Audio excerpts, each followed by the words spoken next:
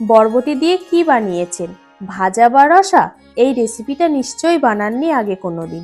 তাহলে ভিডিওটি স্কিপ না করে চুপচাপ মন দিয়ে দেখে নিন আপনার অমূল্য সময় থেকে 5 মিনিট নষ্ট করে।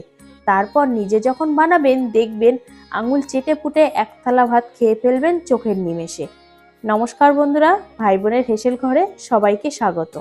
আজ আমি বরবটি দিয়ে একদম ইউনিক একটা রেসিপি আপনাদের সাথে শেয়ার করব।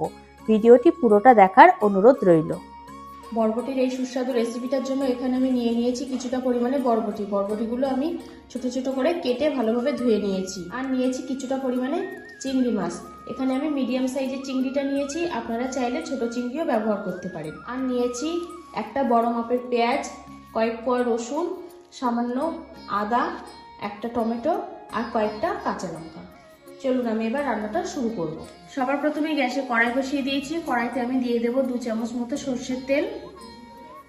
তেলটা গরম হয়ে গেছে, এবার আমি এর মধ্যে দিয়ে দেবো চিংড়ি মাছটা। এখানে আমি চিংড়ি মাছে লবণ ও হলুদটা মাখিয়ে নিয়েছি।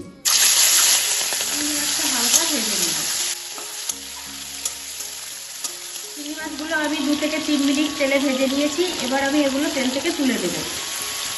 চিংড়ি মাছগুলো সব তুলে দিয়েছি। এবার আমি এই তেলের মধ্যে দিয়ে দেবো যে কাঁচা মশলাগুলো নিয়েছিলাম। কাঁচা মশলাগুলো তেলে ভেজে নেব।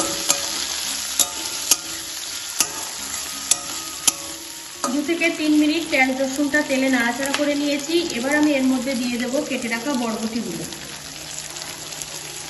বরবটিটাও সব কিছুর সাথে মিশিয়ে ভেজে নেব।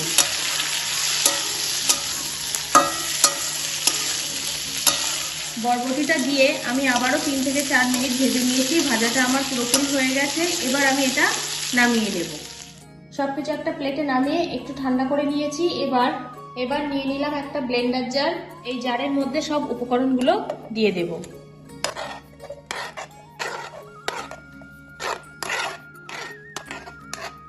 আর দেব যে চিংড়ি মাছগুলো ভেজে রেখেছিলাম সেই চিংড়ি মাছের অর্ধেকটা।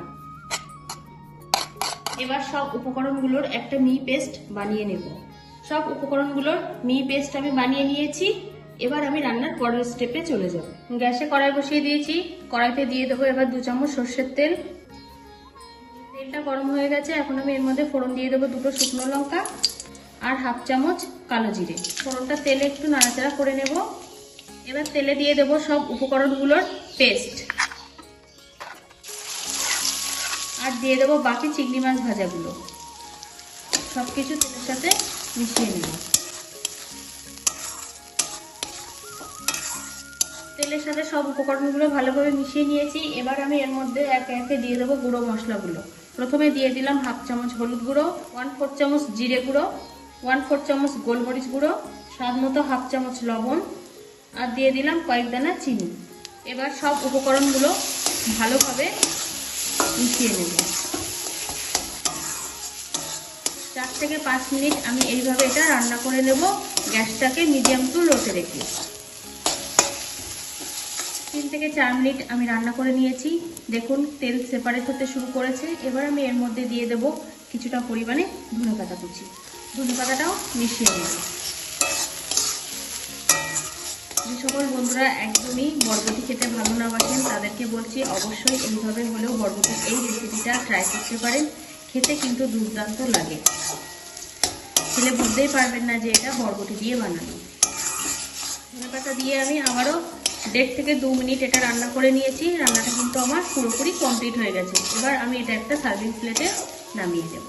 রেডি হয়ে গেছে বরবটির এই ইউনিক রেসিপি, বরবটি ভর্তা বা বরবটি বাটা। এটা এখন গরম গরম ভাতের সাথে খেতে কিন্তু অসাধারণ লাগবে।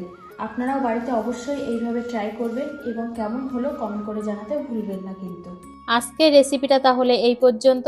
যে সকল নতুন বন্ধু আমার ইউটিউব চ্যানেল থেকে দেখছেন তারা অবশ্যই চ্যানেলটিকে সাবস্ক্রাইব করে দেবেন। আর যে সকল বন্ধুরা ফেসবুক থেকে দেখছেন তারা অবশ্যই পেজটিকে ফলো করে দেবেন। আজ তাহলে এই পর্যন্ত, দেখা হচ্ছে পরের কোনো রেসিপিতে।